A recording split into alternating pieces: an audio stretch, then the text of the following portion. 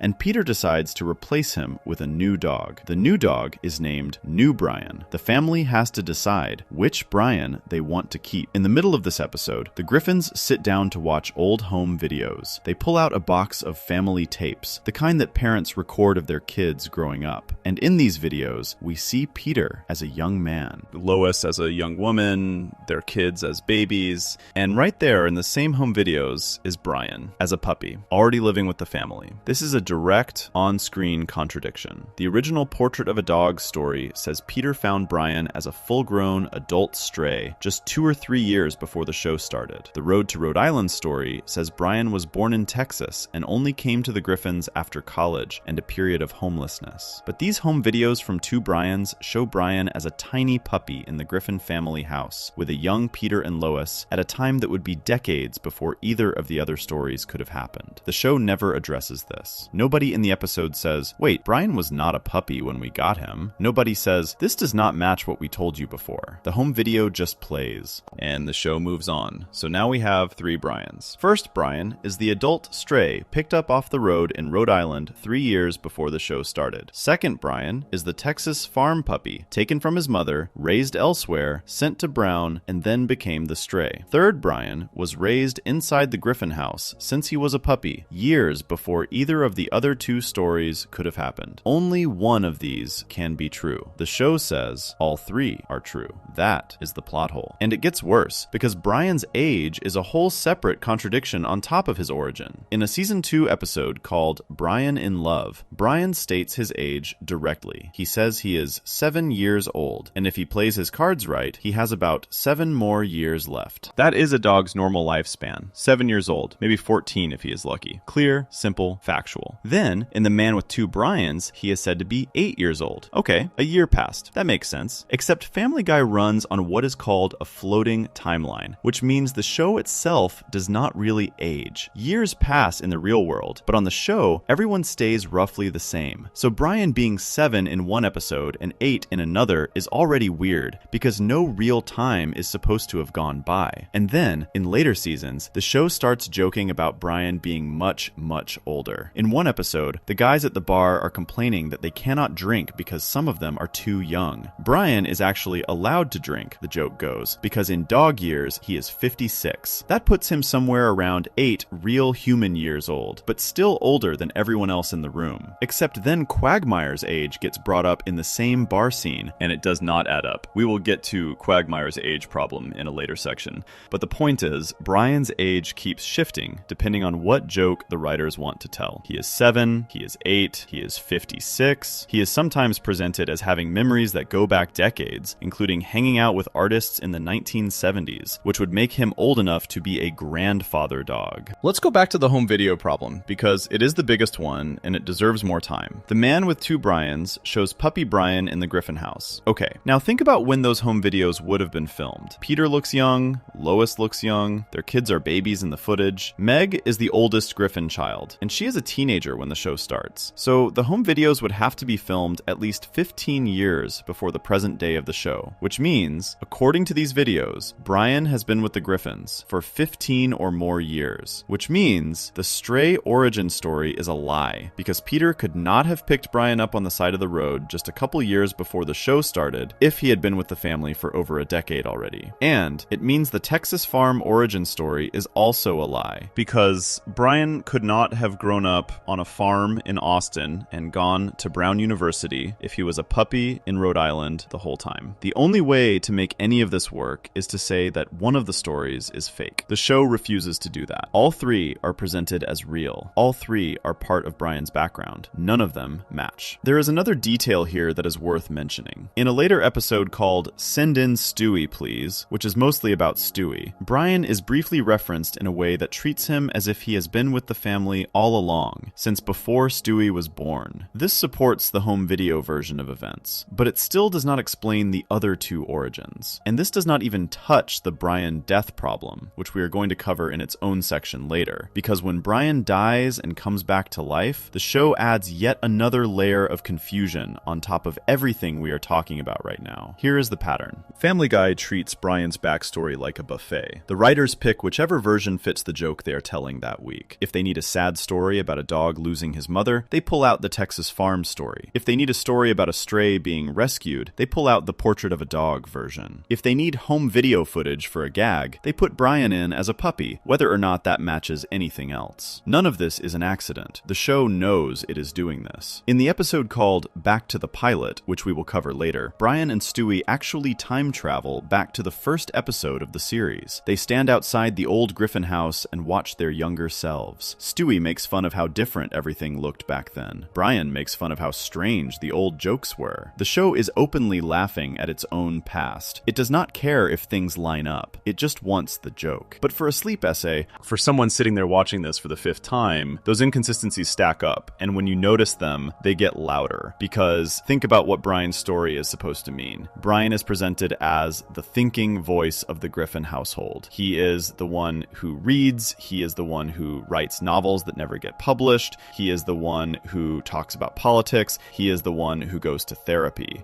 He is, in the writer's eyes, the smart one, the one with the most interior life, the character who has the deepest past. And yet that past is a broken mirror. It is 3 separate origin stories stitched onto the same character, none of them compatible. And the show does not choose between them. It keeps all 3. It uses whichever one it wants in the moment. The dog that everyone treats as the emotional center of the Griffin family is the one character whose history the show cannot even keep straight for a full season. There is one more small thing worth mentioning, and it is almost funny in how casual it is. In the DVD commentary for one of the Brian-centered episodes, the writers discuss the letter H in Brian's middle initial. At one point, he is referred to as H. Brian Griffin, and later, Brian Edward Griffin. The writers admit openly that the H stands for nothing. They just put it there to make Brian sound more pretentious. So even the man's middle name is a joke that contradicts the rest of his name. He is called Brian Edward in one source and H. Brian in another. The show has 2 different full names for the same dog, and the writers have essentially confessed to making one of them up for flavor. Before we move on, if you're enjoying this analysis, please consider subscribing. It helps the channel tremendously. All of this is the groundwork for something even bigger. Because Brian is not the only character whose backstory keeps shifting under the show's own feet. The biggest offender is the baby. A baby whose head was either always shaped like a football, or got that way from hitting a ceiling. A baby who was supposed to be British, but turns out has been faking the accent the whole time. A baby whose entire coming out story got deleted by the network before it could air. Stewie's biography is even messier than Brian's, and the contradictions are built right into the first season. Section 3. Stewie's impossible biography. The football head, the matricide, and the vanishing British accent. Stewie Griffin is the most complicated character in Family Guy. He is also the character with the most broken backstory, and the breaks happen almost immediately. Within the first 3 seasons of the show, Stewie has already been given 2 different birth stories, 2 different explanations for the shape of his head, and a sexuality arc that was filmed, finished, and then deleted before it could air. Let's start with the head. If you have ever watched Family Guy, you have noticed that Stewie's head is not round. It is long. It is shaped like an American football. Nobody else in the show has a head like this. Peter's head is round. Lois's head is oval. Chris and Meg have normal cartoon heads. Stewie's head is a football. It is one of the most recognizable parts of his design. Now, in a season 1 episode called Chitty Chitty Death Bang, which aired in 1999, we get flashbacks to Stewie's birth. And in these flashbacks, his head is already football shaped. From the moment he comes out of Lois, he looks exactly the way he does in the present day of the show. Same head, same shape, same proportions. The implication is clear. Stewie was born with a football head. That is just how he was made. Fine, simple enough. Then we get to season 3 and an episode called Stuck Together, Torn Apart. In this episode, there is a cutaway gag that shows a younger Stewie before his head was shaped like a football. In this version, baby Stewie has a completely normal, round head. He is bouncing on a bed, his head hits the ceiling, and the force of hitting the ceiling squashes his skull upward, stretching it into the football shape we know. So now the show is saying 2 different things about the same character's head. In one version, he was born this way. In the other version, he got this way from an accident. Both versions are presented on screen as real. Both versions are supposed to be canon. They cannot both be true. If he was born with a football head, then he could not have gotten it from hitting the ceiling. If he got it from hitting the ceiling, then the birth flashback should have shown a normal-headed baby. The show does not pick between them. It just keeps using both. Now let's move to something even bigger. Stewie's accent. From the first episode of Family Guy, Stewie has been a character with a specific voice. He speaks in an upper-class British accent. He uses words that no 1-year-old would use. He says things like, "what the deuce," and "damn you all." His voice is based on the English actor Rex Harrison, especially his performance in an old musical film. The creator of the show, Seth MacFarlane, has said this in interviews many times. Stewie's voice is one of the defining things about him. It is the joke. A tiny baby with the voice and vocabulary of a cranky British aristocrat. Everyone who watches the show knows this voice. It is the reason he became the most popular character. It is the reason he has been on every piece of Family Guy merchandise ever made. Then, in season 16, the show airs an episode called Send in Stewie, Please. This episode is a therapy session. Stewie goes to see a child psychologist, played by Sir Ian McKellen. It is one of the most talked about episodes in the show's later years. And in the middle of this session, Stewie drops a piece of information that breaks everything we thought we knew knew about him. His British accent is fake. He admits it right there in the therapy room. He says that he has been putting on the accent his entire life. He is not actually British. His real voice is an American accent. And then, to really make sure the joke lands, he starts speaking in other voices too. Voices that sound like other characters from Seth MacFarlane's other shows. The gag is that Stewie can do any voice, and the British one was just the one he chose to use. Now, is this a plot hole, or is it just a joke the show is making at its own expense? That is the question. And the answer is that it is both, and the show does not get to pick. Because if Stewie's accent is fake, then every single flashback to his early life is now broken. Remember, we have seen Stewie as a newborn. We have seen his first words. In a later episode called Stewie's First Word, we watch him say his very first word in a church. He says it in the British accent. But if that accent is something he chose to put on, then no newborn baby would have picked it. Newborns do not choose accents. Newborns copy the voices around them. Stewie's parents are American. His siblings are American. He grew up in Rhode Island. The British accent makes no sense as a natural choice. So either the "Send in Stewie, please" reveal is a lie, and Stewie really is British somehow, or the flashbacks are wrong, and baby Stewie should have sounded American from the beginning. The show presents both as canon. Both are on screen. You cannot make them work together. Now let's talk about Stewie's sexuality, because this is where the plot hole becomes a whole deleted episode. From season 1 onward, Stewie drops hints that he might be gay. These are not small hints. In 15 Minutes of Shame, he says he does not really like women, and it would be interesting if he turned out to be gay. In Chick Cancer, he says sex is, in his words, a kind of cake, showing he does not understand what sex even is, but he also says at the end of the episode that he could get into being gay. In later episodes, he has a photo of actor Chris Noth in his wallet. He has a phone screensaver of a muscular man. He tells Brian repeatedly that he finds men attractive. These are not background gags. The show puts real weight on them. Seth MacFarlane has said in an interview with a magazine that the writers always thought of Stewie as almost certainly gay.